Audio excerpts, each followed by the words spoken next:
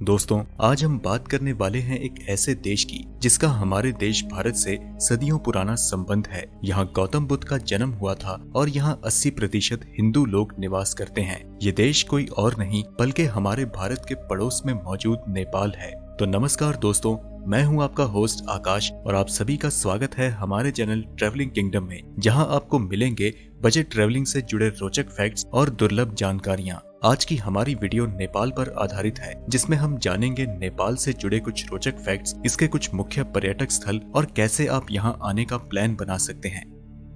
Nepal Asia महाद्वीप में बसा हुआ एक छोटा सा देश है जिसकी राजधानी काठमांडू है। इसकी ऑफिशियल भाषा नेपाली है, जो कि हिंदी से काफी हद तक मिलती जुलती है। यहाँ की करेंसी नेपाली रुपया है, जिसकी कीमत भारत के 63 पैसे के बराबर है। नेपाल के उत्तर में चीन का स्वायत्त शासी प्रदेश तिब्बत है। 2020 की जनगणना के अनुसार नेपाल की कुल आबादी 2.9 करोड़ है।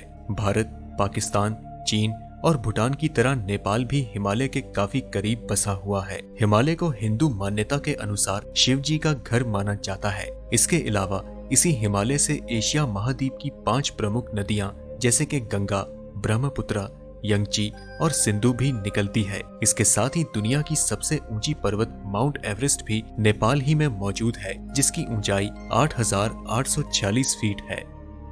नेपाल पर कभी भी किसी बाहर के देश का राज नहीं था, इसी कारण यहाँ पर कभी भी स्वतंत्रता दिवस नहीं मनाया जाता है। 2006 में शुरू हुए डेमोक्रेसी आंदोलन की बदौलत 2008 में नेपाल के राजतंत्र शासन समाप्त करके गणतंत्र शासन की शुरुआत की गई और रामवरण यादव नेपाल देश के सबसे पहले राष्ट्रपति बने। आपको जानकर हैरानी होगी कि अगर आप नेपाल के नक्शे को 90 डिग्री पर घुमाएंगे तो ये हूबहू पुर्तगाल के नक्शे जैसा दिखेगा। नेपाल का राष्ट्रीय ध्वज दुनिया में एकमात्र ऐसा ध्वज है जो ना तो आयतकार और ना ही वर्गाकार का है, बल्कि ये त्रिकोण के आकार का है। नेपाल में वीकेंड सैटरडे को मनाया जाता है, जिसका मतलब है कि वहां पर वीकेंड रविवार को ना होकर शनिवार को होता है। तो दोस्तों, ये थे नेपाल से जुड़े कुछ रोचक फैक्ट्स। अब हम बात करते हैं नेपाल के पर्यटक स्थलों की, जहां जाकर आप प्राकृतिक सौंदर्य का आनंद ले सकते हैं।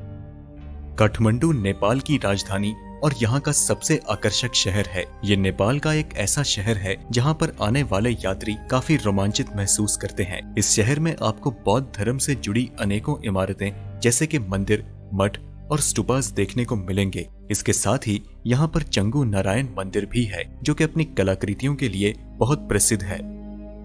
दूसरा है पोखरा। पोखरा नेपाल के सबसे लोकप्रिय पर्यटक स्थलों में से एक है। हिमालय पर्वत की तलहटी में फैला पोखरा नेपाल का एक महानगरी शहर है। यहाँ आप धौलागिरी, अन्नपूर्णा और मनसलु नामक पहाड़ियों का नजारा देख सकते हैं। इसके साथ ही अगर आप ट्रैकिंग के शौकीन हैं तो ये शहर आपके लिए बेहतरीन है। तीसरा है जनकपुरन। जनकपुरन नेपाल में देखे जाने वाली सबसे खास जगहों में से एक है। आपको बता दें कि जनकपुर शहर भारत की सीमा के काफी नजदीक है और ये माता सीता की जन्मभूमि और भगवान श्री राम का सीता से विवाह का स्थान भी माना जाता है। चौथा है पशुपतिनाथ मंदिर। ये मंदिर नेपाल का प्रमुख पर्यटन स्थल है। ये सबसे पवित्र मंदिरों में से एक है, जो काठमांडू से 3 किलोमीटर की दूरी पर पूर्व में समुद्र और पवित्र बागमती नदी के किनारे पर बसा हुआ है। ये मंदिर भगवान शिव को समर्पित है, जहाँ पर हर रोज हजारों की संख्या में श्रद्धालु आते हैं। पांचवा है चितवन नेशनल पार्क। यदि आप मेरी तरह वाइल्ड लाइफ प्रेमी हैं, तो आपको चितवन नेशनल पार्क जरूर जाना चाहिए। आपको बता दें कि ये नेशनल पार्क एशिया में सबसे अच्छे वन्य जीव को देखे जाने वाले स्थानों में से एक है। इस पार्क में बंगाल टाइगर और गैंडे जैसे अनेकों विलुप्त जीव पाए जाते हैं।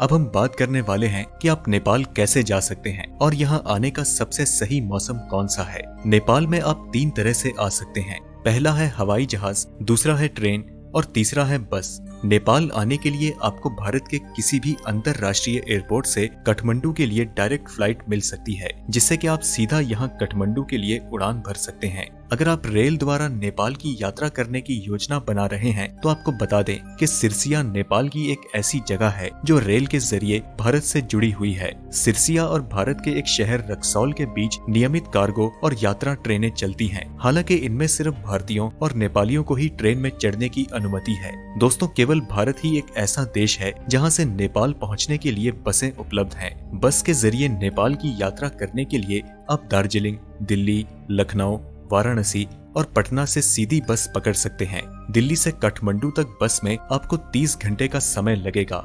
नेपाल में आने के बाद आप यहाँ रुकने के लिए 3 स्टार होटल ले सकते हैं। वैसे तो आपको यहाँ रुकने का मजा बुद्धिस्ट मोनास्ट्री में ही आएगा। अगर बात करें खाने पीने की तो आपको यहाँ पर भारतीय व्यंजन जैसे कि दाल, चावल, रोटी और सब्जी किसी भी होटल पर आसानी से मिल सकती है। अगर आप नेपाल की यात्रा करने जा रहे हैं और ये जानना चाहते हैं कि नेपाल जाने का सबसे अच्छा समय कौन सा है, तो आपको बता दें कि नेपाल की यात्रा करने का सबसे अनुकूल समय सर्दियों का मौसम होता है। भले ही इस मौसम में नेपाल में कम तापमान और बर्फबारी होती है, लेकिन इसके बावजूद ये नेपाल की यात्रा करने के लिए सही है। आपको बता दें कि नेपाल में दिसंबर से मार्च तक सर्दियों का मौसम रहता है और जुलाई से नवंबर तक यहाँ बारिश होती है। और बरसात के मौसम में आप नेपाल की ज्यादातर जगहों की सुंदरता का आनंद नहीं ले सकेंगे। नेपाल में अप्रैल से लेकर जून तक गर्मियों का मौसम होता है, जो कि यात्रा करने के लिए अनुकूल समय नहीं है। तो दोस्तों, ये थी हमारी वीडियो नेपाल के बारे में। अगर आप भी नेपाल के बारे में कुछ जानते हैं और वहां से आने के बाद इस वीडियो को देख रहे हैं, तो हमें अपने अनुभव कमेंट्स में जरूर बताएं। वीडियो पसंद आई तो इसे लाइक करें और अपने दोस्तों के साथ ज्यादा से ज्यादा शेयर करें। और ऐसी ही रोमांच भरी वीडियोस देखने के लिए आप हमारे चैनल को सब्सक्राइब कर लें, जहां हम आपके लिए लाते रहेंगे ऐसे ही इंटरेस्टिंग वीडियोस। हम मिलते हैं आपसे अगली वीडियो में, तब तक के लिए नमस्कार।